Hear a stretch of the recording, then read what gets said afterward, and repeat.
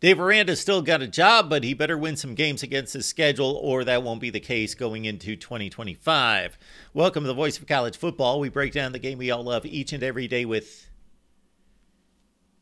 you. Best discussion, debate, and analysis. Please like the video and subscribe right here at the Voice of College Football. Why?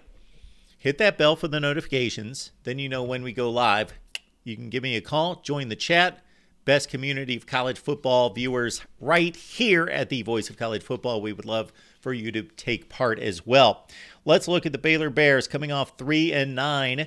Of course, they went to the conference championship game in 2021. So Dave Aranda looked to be in good shape there. Then they fell off with only 6 wins and a bowl loss the next year. And then, 9 losses in 2023. Tarleton State should get Baylor off to a good start on August 31st. Then it gets a bit tougher at Utah.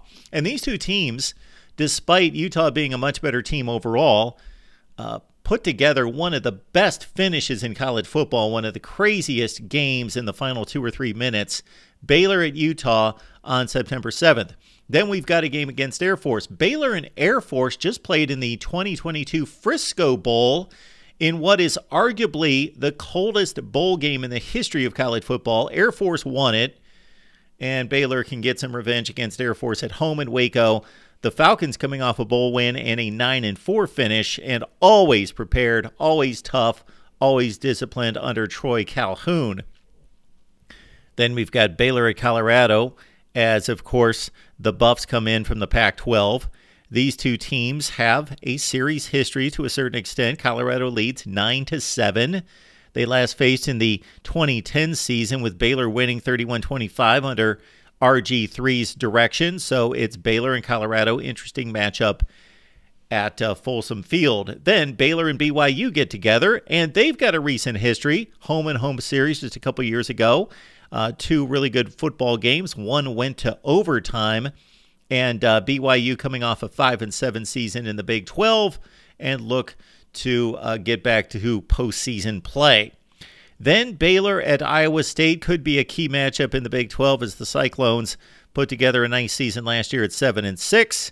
And Baylor leads the all-time series at 12-10. Iowa State won the matchup in 2023. Then we've got the bye week before what is probably the toughest stretch of the season, although you could argue Utah, Air Force, Colorado. But here we've got Texas Tech, Oklahoma State, and TCU. The Red Raiders coming off 7-6 under Joey McGuire. This all-time series extremely competitive. Baylor leads 41-40 with 1 tie. Then we've got Oklahoma State coming into Waco. Of course, the Cowboys made the conference championship game last year after a rough start. And this all-time series, very competitive. 23-19 Cowboys.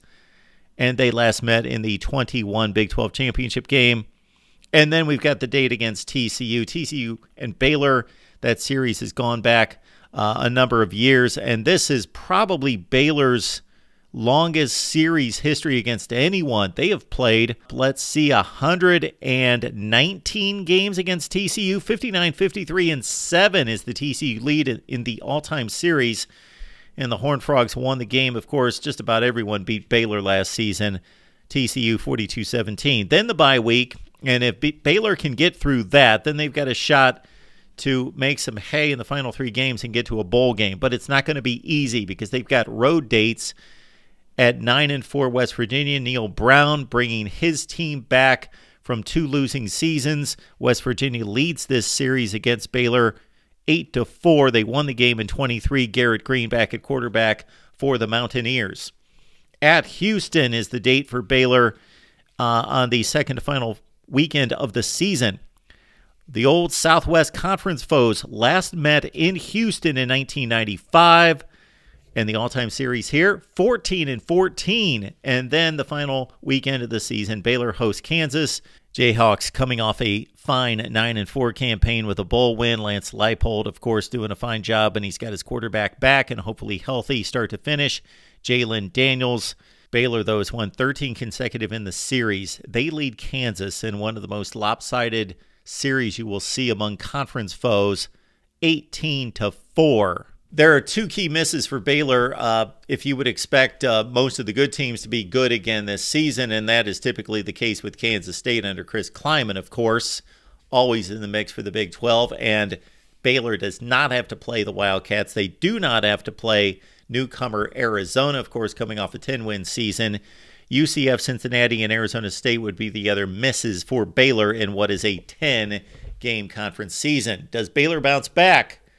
They've got an interesting non-conference game against Air Force, but again, it's 10 conference games out of 12 to decide the Big 12 championship. Your thoughts about Baylor football? Keep in mind, we're going to run through the entire Big 12 schedules as we did and continue to do with the ACC right here at the Voice of College Football.